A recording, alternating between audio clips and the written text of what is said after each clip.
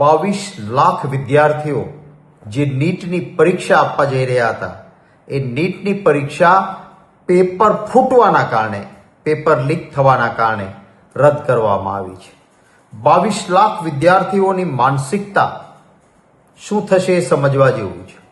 કોઈ પણ વ્યક્તિ તૈયારી કરતો હોય, વિદ્યાર્થી પરીક્ષાની પૂરી તૈયારી બાદ એ પરીક્ષા જ્યારે રદ થાય છે ત્યારે વિદ્યાર્થીની ઉપર સાયકોલોજીકલ, માનસિક રીતે જબરજસ્ત દબાવ ઊભો થાય છે. સરકાર કોઈ પણ પ્રકારની ગંભીરતા લેતી નથી, બોધપાઠ લેતી નથી અને પેપર ફૂટવામાં ક્યાંક ને ક્યાંક સરકારનું મિલાપણું પણ છે.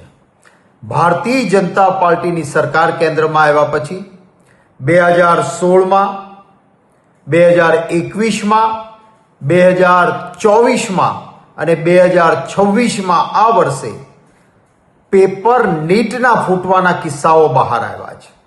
2024માં નામદાર સુપ્રીમ કોર્ટે પણ ગંભીરતા લીધી. 2 વર્ષ પહેલા એટલે કે 2024માં જ્યારે નીટનું પેપર ફૂટ્યું, એની તપાસ થઈ, સુપ્રીમ કોર્ટે ગંભીરતા લીધા પછી તો ગુજરાતમાં એનું કેન્દ્ર બિંદુ નીકળ્યું. જે પેપર ફૂટવાના પૂરા પુરાવા મળ્યા, એ પેપર ફોડનારા કોણ હતા? એ સંસ્થા કોણ હતી? ભારતીય જનતા પાર્ટીના નેતાઓ સાથે સીધું એનું મિલાપણું.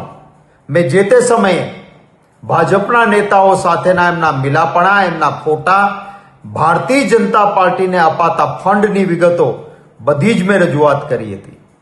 એમાંથી બોધપાઠ ન લીધો. આટલી મોટી ઘટના 2024માં બન્યા પછી સરકાર જાગૃત બની હોત, પગલાં લીધા હોત તો આજે 2026માં નીટનું પેપર ના ફૂટ્યું હોત. નીટની પરીક્ષા શું છે?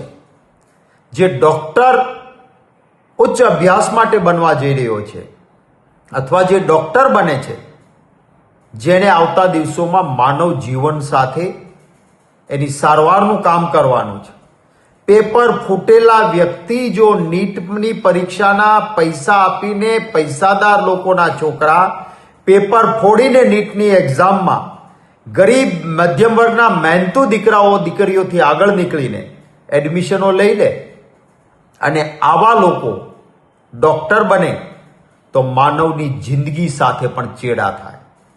પણ સરકાર, કોઈ ભારતીય જનતા પાર્ટીની સરકાર ગંભીરતા નથી લેતી.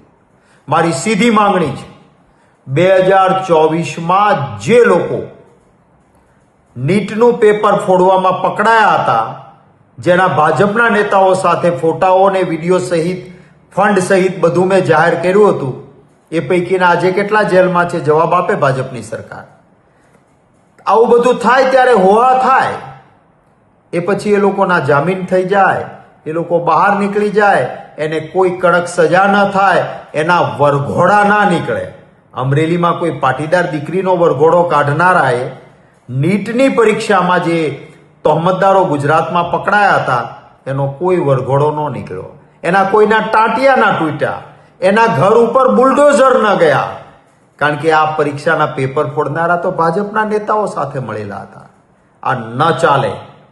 હું વહાલા ગુજરાતીઓને પણ કહીશ કે આ ભરપૂર મતો આપો છો, ભાજપ જીતે છે, વાહવાહી થાય છે, અને પછી આપણા બાળકોના ભવિષ્ય સાથે શું થાય છે એનો વિચાર કરવાનો સમય આવી ગયો છે.